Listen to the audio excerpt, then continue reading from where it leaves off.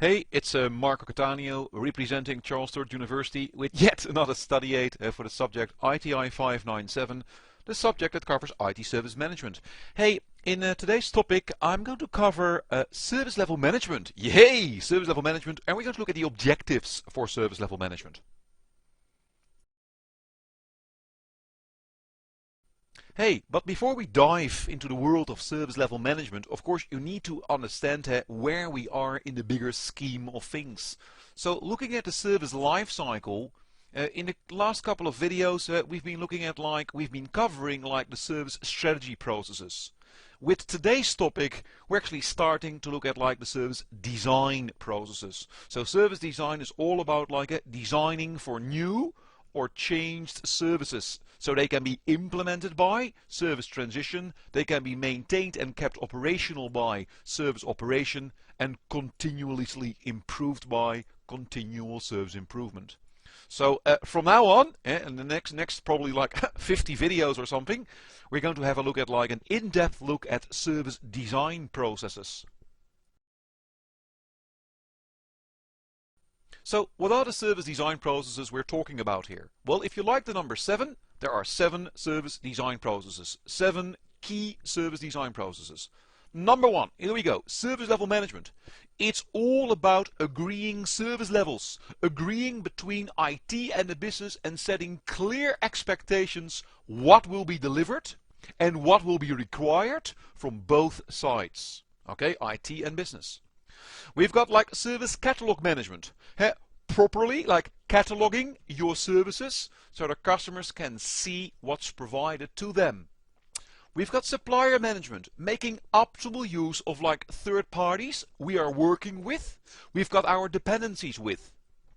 Then we've got processes availability management, ensuring that services are available, are accessible to the customers when they need to use it.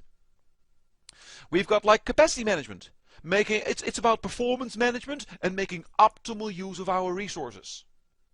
We've got information security management, giving the right level of access to the various users and customers out there, maintaining things like confidentiality and integrity. And then last but not least, we've got IT service continuity management, dealing with unexpected unavailability, dealing with disasters. But first of all, we're going to have a look at service level management.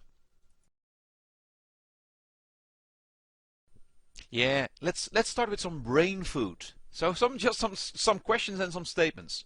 Hey, does your IT organization clearly understand what the customer actually requires?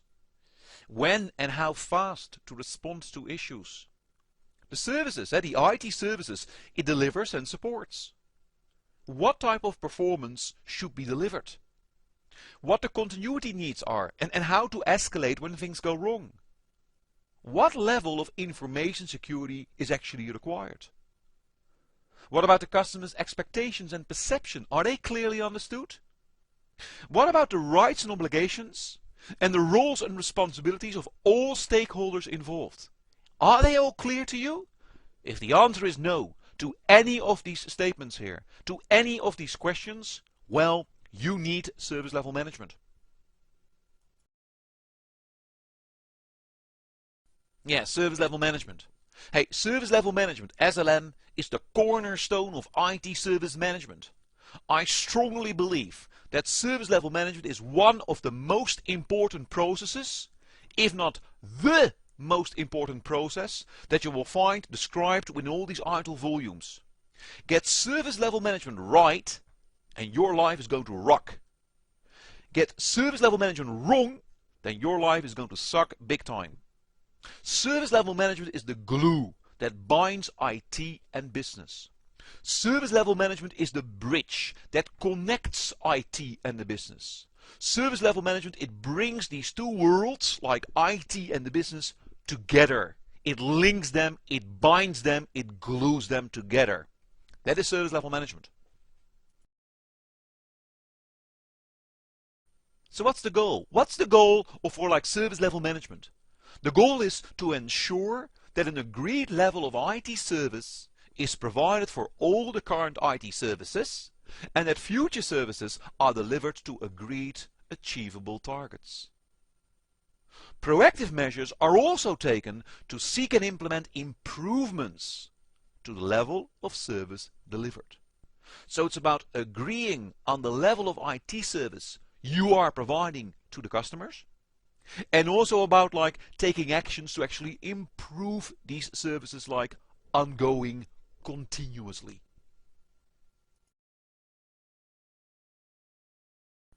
Yeah, goals and objectives are of course like tightly related to each other. Objectives are typically a little bit more tangible than goals are. So what are the objectives for service level management? It says here, manage the level of IT services provided. So we are talking about defining, documenting, agreeing, monitoring, measuring, reporting and reviewing all these IT services. Ensuring that measurable targets are developed for all the services. Because if we don't measure, well, we don't know how well we're doing. We don't know whether or not we're still on track. Manage and improve the relationship with business and customers. Monitor and improve customer satisfaction. Hey, it's about customers, and like working on the customer relationships. So it's a lot about like communicating with the customers. There's a lot of communication going on here. Ensuring that both customers and IT have clear and unambiguous service level expectations. I often refer to service level management as expectations management. It's all about managing these ever-changing expectations, because expectations often like change over time, and we need to manage it properly. And also ensure cost-justifiable service improvement.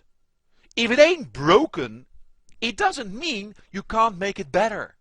If it ain't broken, you are allowed to make it better if it's going to be cost justifiable, if it's going to further improve the level of like services you are able to provide to your customers. Chew, Muskie! Practice what you preach. Of course it's about understanding the objective of service level management.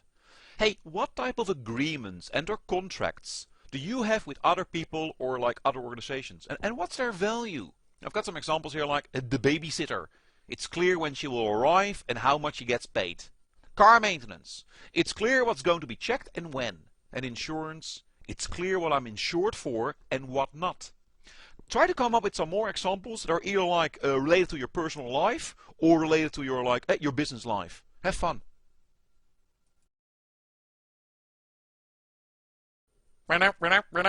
Sample question. Hey, which one of the following is not a good example of a service level management objective? Answer A. Ensure cost justifiable service improvement. Answer B. Manage the level of IT services provided. Answer C. Calculating the cost of all IT services provided. And answer D. Monitor and improve customer satisfaction.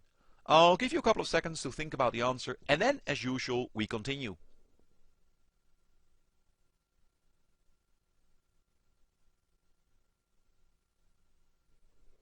Okay, let's see. The answer, of course, is answer... Here we go. Answer C.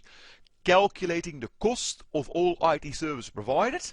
Well, that's, of course, done by like financial management. And financial management is not a service design process. It's a service strategy process. So answer C is incorrect. So what's in the next topic? In the next topic, we're going to like further look at like service level management, and more specifically, we're going to like cover a number of basic concepts of the process service level management. Of course, all part of service design.